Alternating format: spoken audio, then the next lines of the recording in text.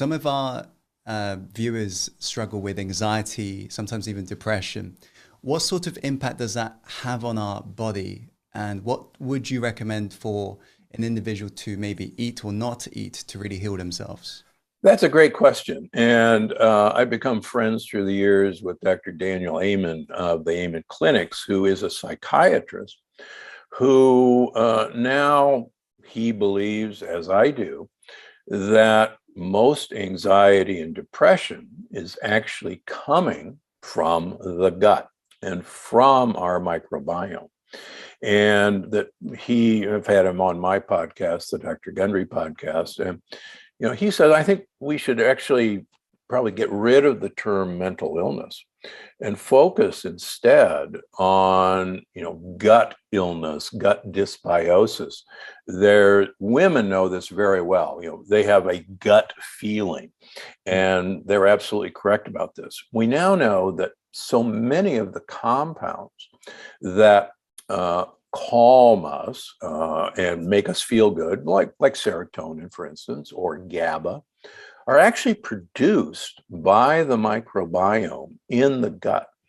The other thing that we're now well aware of is that if we have leaky gut, bad bacterial particles, which are called lipopolysaccharides, and there won't be a test, but I abbreviate them LPSs, and people can remember them by little pieces of shit because that's what they are. They're actually bacterial particles from our gut.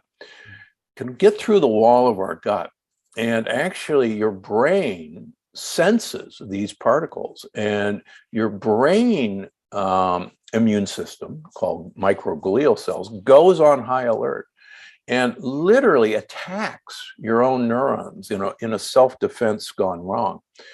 And so we see so many people, a lot of high achievers who suffer from depression and anxiety.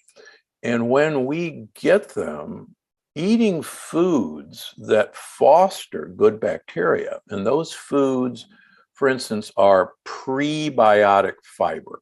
These are soluble fibers that the good guys, what I call gut buddies, like to eat.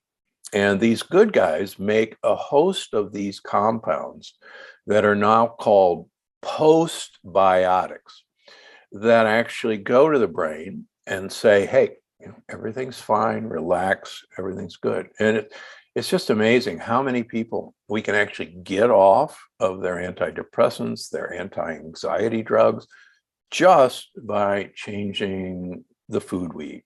Wow.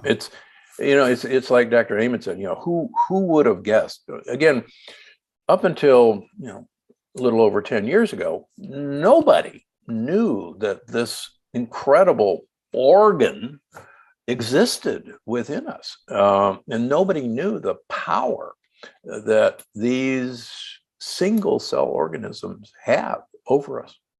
Right. What would you say are some of the best foods for that?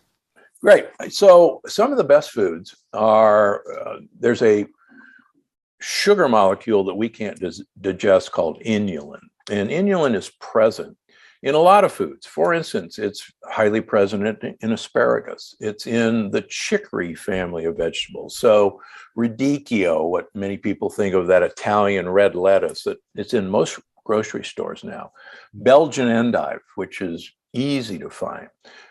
Frisee is another one. When I'm in Europe, particularly in France and Italy, I don't think I've ever had a salad that didn't have these chicory forms of vegetables, frisee and radicchio in them. These cultures with great health really know what to feed their gut buddies. A lot of the tuberous vegetables, like, for instance, jicama is loaded with soluble fiber. Yams are loaded with soluble fiber. Onions, leeks, garlic are loaded with soluble fiber. So these are everyday foods. So it's easier than people think. Worst comes to worst, buy some flax seeds, grind them up, throw them in your smoothie, mix them in some goat yogurt. Buy some psyllium husk, easy to do, grind them up, throw them in what you want to eat.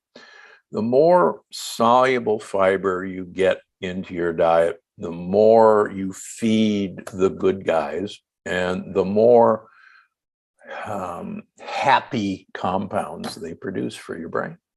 And how long would it normally take for an individual to start seeing changes? You know, it actually doesn't take very long. Some very good evidence that I've presented in the Plant Paradox. You can actually take a very bad gut microbiome full of bad bacteria, changing over to a high soluble fiber diet in 3 days shifts that microbiome into a bunch of gut buddies. Now, interestingly enough, you have to keep that up because the same research shows that with every day you stop doing that, within 3 days, all the bad guys will come back and the good guys will leave. You have to give these guys what they want to eat. And they have incredible power. Some fascinating studies done in China a couple of years ago looked at the effect of a water fast. And the proposition was that gut bacteria themselves control your hunger. And it's called the gut-centric theory of hunger. And if you gave bacteria what they wanted to eat, then you wouldn't get hunger signals.